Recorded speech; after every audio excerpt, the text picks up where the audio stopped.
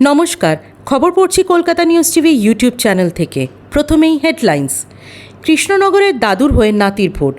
কাকে টাকা দিয়েছেন, কত টাকা দিয়েছেন, এবার সামনে আরও বড় কোনো নাম? এসএসসি মামলায় তোলপাড়।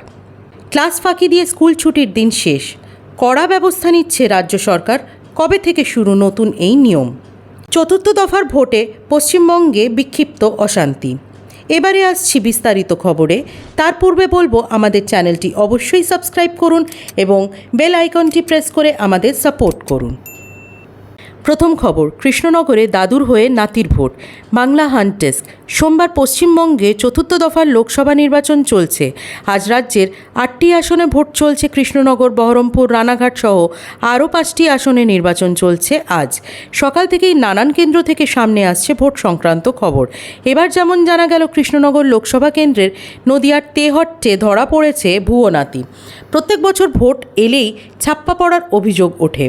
বাংলার পঞ্চায়েত নির্বাচনে যেমন ভোট বয়কট হওয়ার পরেও 95% ভোট পড়ার খবর উঠে এসেছিল। 21 বিধানসভা ভোটেও ছাপ্পা ভোট পড়ার টুকরো টুকরো নানান ছবি প্রকাশ্যে এসেছিল।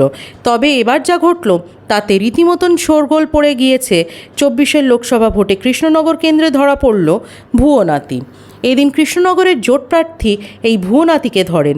জানা যায়, দাদুর হয়ে ভোট দিতে এসেছিল নাতি, কিন্তু দাদুর নাম জিজ্ঞেস করতেই ফাপ্পড়ে পড়ে যায় নাতি। সংবাদ মাধ্যমের প্রতিনিধিদের প্রশ্নের সামনে পড়ে কার্যত কালঘাম ছুটে যায় তার। ফ্যালফ্যাল করে শূন্য দৃষ্টিতে তাকিয়ে থাকে সে। দাদুর নাম বলতে না পারায় অদ্ভুত যুক্তি দেখিয়ে বলেন, আসলে বাইরে থাকি তো, সেই জন্য ভুলে গিয়েছি। যদিও তার এই যুক্তি কেউই মানেননি। শত চেষ্টা করলেও শেষ অবধি প্রশ্নের জালে রীতিমতন ফেঁসে যান তিনি। উল্লেখ্য, প্রত্যেক নির্বাচনেই ছাপ্পা ভোট পড়ার খবর সামনে আসে। ভুয়ো ভোটার ধরা পড়ার খবরও একাধিকবার সংবাদের শিরোনামে উঠে এসেছে। তবে এবার যেন সব কিছুকে ছাপিয়ে গেল ভুয়ো নাতি। 24 লোকসভা ভোটে ছাপ্পা ভোট আটকাতে কার্যত নিরাপত্তার চাদরে মুড়ে ফেলা হয়েছে রাজ্যের বুথগুলি।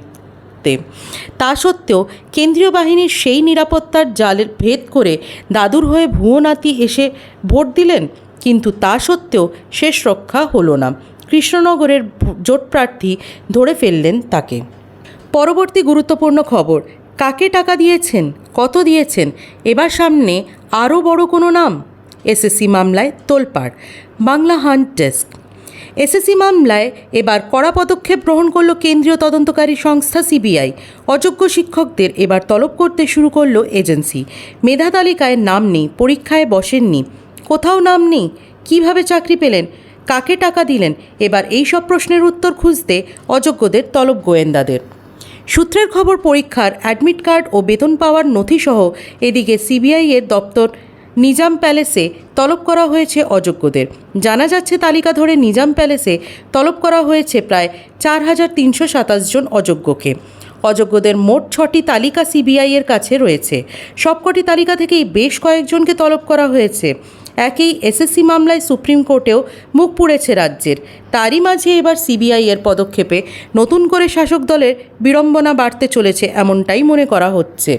সিবিআই সূত্রে খবর, উত্তরপত্র যাচাইকারী সংস্থা নাইসা থেকে তারা যে হার্ড ডিস্ক উদ্ধার করেছিল সেখানেই রয়েছে কারা সাদা খাতা জমা দিয়ে চাকরি পেয়েছেন, কাদের ওএমআর ম্যানিপুলেশন রয়েছে, সেই সবের পূর্ণ তালিকা রয়েছে। সেই তালিকা থেকেই এবার অযোগ্যদের জেরা করতে শুরু করল কেন্দ্রীয় এজেন্সি। গত এপ্রিল মাসে নিয়োগ দুর্নীতির জেরে এসএসসি 2016 সালের গোটা প্যানেল বাতিল করেছিল কলকাতা হাইকোর্টের ডিভিশন বেঞ্চের রায়ে চাকরি যায় 25,753 জনের। যদিও পরে সেই নির্দেশে স্থগিতাদেশ দেয় সুপ্রিম কোর্ট। যোগ্য অযোগ্য মিলিয়ে আপাতত সবার চাকরি বহাল রাখলেও হাইকোর্টের নির্দেশে অযোগ্যদের খুঁজতে সিবিআই তদন্তের নির্দেশে ওপর কোনো হস্তক্ষেপ করেনি সর্বোচ্চ আদালত। সেই ইস্যুতেই এদিন অ্যাকশন সিবিআই। প্রসঙ্গত, শিক্ষক নিয়োগ দুর্নীতির জেরেই গ্রেফতার হয়েছেন প্রাক্তন শিক্ষামন্ত্রী পার্থ চট্টোপাধ্যায় সহ বহু নেতা। তাহলে কি এবার এই অযোগ্যদের জিজ্ঞাসাবাদ করে আরও কোনো বড় নাম সামনে আসতে চলেছে? পরবর্তী গুরুত্বপূর্ণ খবর হলো, ক্লাস ফাঁকি দিয়ে স্কুল ছুটির দিন শেষ, কড়া ব্যবস্থা নিচ্ছে রাজ্য সরকার। কবে থেকে শুরু নতুন নিয়ম? Bangla hunt desk. প্রত্যেকটি মানুষের জীবনে স্কুলের গুরুত্ব অপরিসীম। জীবনের প্রথম 18টা বছর আমাদের কাটে স্কুলে। এই স্কুলেই তৈরি হয় আমাদের শিক্ষা জীবনের ভিত। আজকাল প্রত্যেক মা বাবার স্বপ্ন থাকে নিজের সন্তানকে ভালো স্কুলে পড়ানোর। সর্বক্ষেত্রেই আজকাল প্রতিযোগিতা চূড়ান্ত পর্যায়ে পৌঁছেছে। তাই প্রত্যেকেই চাইছেন তাদের সন্তানকে সেরা শিক্ষা দিয়ে 5 জনের একজন করে তুলতে। তবে প্রত্যেক বাবা মায়ের নিয়মিত সন্তানের পড়াশুনো বা স্কুল যাওয়া সম্পর্কে নজর রাখা সম্ভব হয় না। অনেক সন্তান সেই সুযোগ নিয়ে বিভিন্ন অপকর্ম করে থাকে। তবে আপনার সন্তান নিয়মিত স্কুল যাচ্ছে কিনা সেই বিষয়ে এবার আপনি খুব সহজেই জানতে পারবেন। অনেক সময় স্কুলে যাওয়ার নাম করে ছেলেমেয়েরা বন্ধুদের সাথে ঘুরতে বা অন্য কোথাও চলে যায়। বাবা মায়েরা এই ভেবে নিশ্চিন্ত থাকেন যে তাদের ছেলেমেয়েরা হয়তো স্কুলেই গেছে পড়াশুনো করতে। তবে অনেক ক্ষেত্রেই দেখা যায় এর উল্টো চিত্র। এবার পশ্চিমবঙ্গ সরকার অনেক দিক বিবেচনা করে একটি নতুন প্রক্রিয়া আনতে চলেছে। পশ্চিমবঙ্গ সরকারের এই উদ্যোগের ফলে এবার আরও খানিকটা নিশ্চিন্ত হবেন অভিভাবকরা। এবার থেকে ডিজিটাল অ্যাটেন্ডেন্স প্রক্রিয়া শুরু হবে রাজ্যের স্কুলগুলিতে।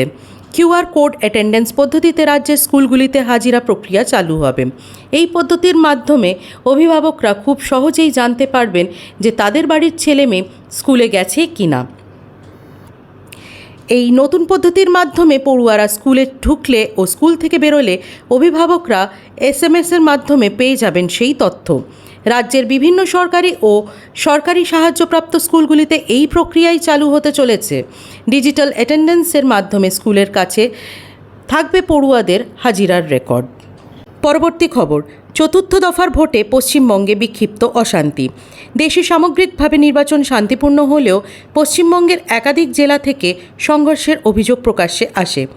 চতুর্থ দফা ভোট গ্রহণের আগের রাতে অর্থাৎ রবিবার মিন্টু শেখ নামের এক তৃণমূল কর্মীকে খুনের ঘটনা ঘিরে তীব্র উত্তেজনা ছড়ায় পশ্চিমবঙ্গের পূর্ব বর্ধমানের কেতুগ্রামে। বোলপুর কেন্দ্রের অন্তর্গত কেতুগ্রাম চেচুড়ি গ্রামের বাসিন্দা মিন্টু শেখের রবিবার রাতে খুন করা হয় বলে অভিযোগ। তৃণমূলের অভিযোগ, এই ঘটনার জন্য দায়ী CPM। অন্যদিকে সেই অভিযোগ খারিজ করে দিয়ে তৃণমূলের গোষ্ঠীদ্বন্দ্বকেই দায়ী করেছেন CPM। এই ঘটনায় এখনও পর্যন্ত 2 জনকে গ্রেফতার করেছে পুলিশ। মন্তেশ্বরের পর কালনায় দিলীপের কনভয়ে আবার হামলা চালানো হয়েছে বলে অভিযোগ। তার গাড়ি লক্ষ্য করে ইট ছোড়া হয়েছে বলেও জানিয়েছেন বিজেপি নেতা। এই ঘটনায় 2 নিরাপত্তারক্ষী ইটের ঘায়ে জখম হয়েছেন। অন্যদিকে সোমবার বেলার দিকে দুর্গাপুরে তৃণমূল এবং বিজেপি কর্মীদের মধ্যে বচসা ক্রমে হাতাহাতি আকার নেয়। ওই এলাকায় তীব্র উত্তেজনা ছড়ায়। পরে রাস্তায় বসে বিক্ষোভও দেখান বিজেপি কর্মীরা। প্রসঙ্গত, ভোট বয়কট করেছেন পূর্ব বর্ধমানের মেমারি বাগিলা গ্রাম পঞ্চায়েতের দিলালপুর গ্রামের বাসিন্দারা। দীর্ঘ সময় ধরে পাকা সেতু এবং রাস্তা তৈরির দাবিতে তারা ভোট বয়কটের সিদ্ধান্ত নিয়েছিলেন। কোনো রাজনৈতিক দলকে প্রচারও করতে দেওয়া হয়নি। নামমাত্র ভোট পড়েছে ওই গ্রামে।